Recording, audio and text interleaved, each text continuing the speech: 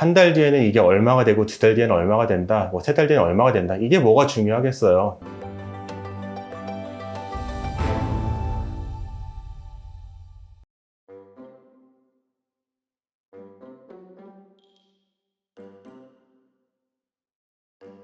찾아오는 분들이 네. 세상 5만 가지 다 대출 상품들을 경험하고 계신 네. 그런 분들이 다 오시잖아요. 네.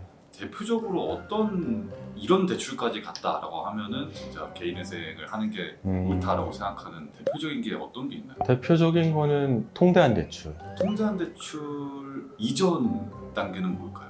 통대한 대출 이전 단계는 돌려막기고요. 돌려막기 중 하나가 카드회사 리볼빙이라고 할 수가 있죠. 그러면 리볼빙을 시작했다라고 네. 하면은 결국에는 돌려막기로 하다가 통제한 하다가 맞아요. 예. 개인회생 하다가 네, 그런 경우가 많아요. 리볼빙을 시작했다는 것 자체가 결제 대금을 낼 수 없는 상황이라는 거잖아요. 이거를 법적으로는 채무 초과 상태라고 하는데 이미 그때 채무 초과 상태라서 개인회생을 할 기본적인 조건은 된 상태인 거죠. 리볼빙을 한다면. 근데 옛날에 그런 말씀 해주셨잖아요. 한국은 그런 어떤 리볼빙이나 네. 이런 뭐 돌려막기나 이런 시스템이 너무 네. 잘 돼 있다. 사람마다 보는 시각이 다르겠지만 저는 좀 거시적으로 보는 거를 좋아해요. 거시적으로 보면은 좀 사람 감정이나 사람의 개별적인 특성은 걸러내고 좀 크게 보는 걸 좋아하는데 그런 것 같아요. 일단 리볼빙을 하는 이유는 내 주제에 넘는 소비를 하기 때문이에요. 사람들이 주제에 넘는다 그러면 사실 기분 안 좋은 말인데 사실 그것만큼 맞는 말이 없거든요. 내 소득 수준에 맞춰서 내가 돈을 모으려면은 쓸 수 있는 지출 금액은 정해져 있어요. 달리 말하면은 급여 소득자와 영업 소득자를 나눌게요. 급여 소득자가 돈을 모으려면은 내 지출을 통제해야 돼요. 내 월 수입을 파악하고 내 월 지출을 정확히 파악해서 그 남는 돈을 모아 나가야지 돈이 늘어나서 이제 돈을 불릴 수가 있게 되고, 영업 소득자 같은 경우에는 이렇게 생각할 수도 있어요. 사업해서 한번 대박 나면은 뭐 돈 버는 거 아니야? 이렇게 생각할 수도 있는데 이 사업이라는 것도 사실은 비용 통제죠. 사업이라는 것의 목적은 이익을 내는 거고 매출은 늘리고 비용은 최대한 줄여서 이익을 내야지 내가 사업을 통해 또 돈을 벌 수가 있게 되는 거잖아요. 그런데 많은 분들이 그렇지만 특히 이렇게 개인회생 재정적 어려움으로 저를 찾아오시는 분들은 수입과 지출에 대한 통제가 다 안 돼 있습니다. 거의 다도 아니고 다 안 돼 있고요. 그 이유가 경제학에서 사람은 합리적 의사결정을 하는 소비의 주체라는 가정은 이미 깨졌다고 해요. 합리적 의사결정 하지 않는다. 그러면은 우리가 어떻게 소비 습관을 들이게 되느냐라는 거를 봤을 때 우리가 소비를 함으로써 이득을 보는 집단이 있어요. 기업이 그렇고 금융기관이 그렇죠. 기업은 상품을 팔아서 돈을 벌고 금융기관은 우리에게 돈을 빌려주고 그 이자를 받아서 돈을 버는데 기업이 상품을 팔 때 소비자가 상품 결제 대금을 낼 여력이 있는지는 전혀 고려하지 않거든요. 그걸 소비자가 샀을 때 그 만족도에 대해서는 광고를 하죠. 그런데 그걸 샀을 때 경제적인 책임은 오로지 소비자의 것이고 소비자가 또한 그것을 사기 위해서 은행으로부터 빚을 진다. 그러면 그 지출을 갚기 위한 책임도 오로지 소비자의 것이에요. 합리적인 의사결정을 통해서 꼭 필요한 상품을 내가 감당할 수 있는 가격에 사는 소비자가 과연 있을까? 예전에 정말 작은 마을의 사람들이 살 때에는 많은 사람이 고만고만하기 때문에 비교할 것도 없고 다른 사람과 비교해서 상대적으로 박탈감을 느낄 것도 없고요. 그런데 지금은 SNS가 우울증의 원인이라고 할 정도로 전 국민이 경쟁 대상이고 비교 대상이에요. 제가 어릴 때만 해도 검성계 미덕이고 외제차 타는 사람들은 과소비하는 사람, 그때는 과소비라는 말이 있었어요. 지금은 과소비란 말이 없어진 지 굉장히 오래된 것 같아요. 명품도 더 이상 부정적인 느낌도 없고. 말이 이렇게 길게 갔는데 그러면 이 문제를 어떻게 타개할 거냐? 각자가 각자의 삶에 만족할 수 있는 환경이 만들어져야 될 것 같아요. 다른 사람과 비교하기보다는 저는 그런 취지에서 나온 것 중 하나가 이제 젊은 세대들의 돈을 거의 안 쓰고 이제 생활하는 걸 챌린지 형식으로 해서 했다고 하는데 그런 것들, 내 삶에 내가 만족하면 되지 내 주관적인 만족이 중요하지 객관적인 만족이 뭐가 중요하느냐, 이런 것에 대해서 사회가 더 많이 관심을 기울이고 예전처럼 과소비를 잘못된 것이라고 말하는 것은 너무 멀리 간 것이지만 자기의 수입과 지출을 벗어난, 불편한 말이지만 그 불편함이 사실인 주제에 넘는 소비는 사회적으로 자제가 돼야 되지 않는가. 그러기 위해서는 사람을 돈으로 보는 행태도 사라져야 되고 많은 것이 해결돼야 될 것 같네요.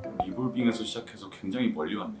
결국은 리볼빙은 하는 이유가 그거니까요. 한 달 뒤에는 이게 얼마가 되고 두 달 뒤에는 얼마가 된다. 뭐 세 달 뒤에는 얼마가 된다. 이게 뭐가 중요하겠어요. 이걸 알아도 소비를 하게 되면은 어쩔 수 없이 리볼빙을 하게 되는데요. 근데 자기 삶에 만족을 하고 그래서 리볼빙을 안 쓰고 그래서 개인 회생을 안 하면 네. 변호사님은 다른 분야를 찾아오셔야 돼요. 저는 그러면은 다른 분야를 찾아보겠습니다.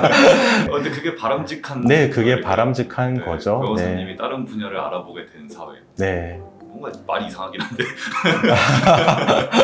마지막으로 네. 외람된 질문이지만 네. 변호사님의 소득을 네. 주로 어디에 소비하시나요? 저는 지금은 사업을 하고 있기 때문에 사업과 관련해서 주로 소비를 하고요. 그게 아니고서 이제 제가 즐겁게 쓰는 거는 책 사는 거. 어릴 때부터 책 사는 거에는 돈을 아끼지 말라는 말을 많이 들어서 책 사는 거에는 이제 아끼지 않고 돈을 쓰고 있습니다. 몇푼 안 하거든요. 인간적인 걸로. 인간적인 걸로. 올여름에는 아이스크림 할인점이 저 처음 가봤어요. 무인 아이스크림 할인점. 바로 옆에 슈퍼가 있는데 제가 롯데 그 팥맛 나는 아이스크림 하드를 200원 비싸게 사고 있었던 거예요. 거기 항상 갈 때마다 아이스크림을 한 10,000원어치씩 크게 쟁겨서 와서 먹고 이렇게 플렉스 했었죠. 하셨네요. 플렉스 했죠. 네. 맞아요. 네.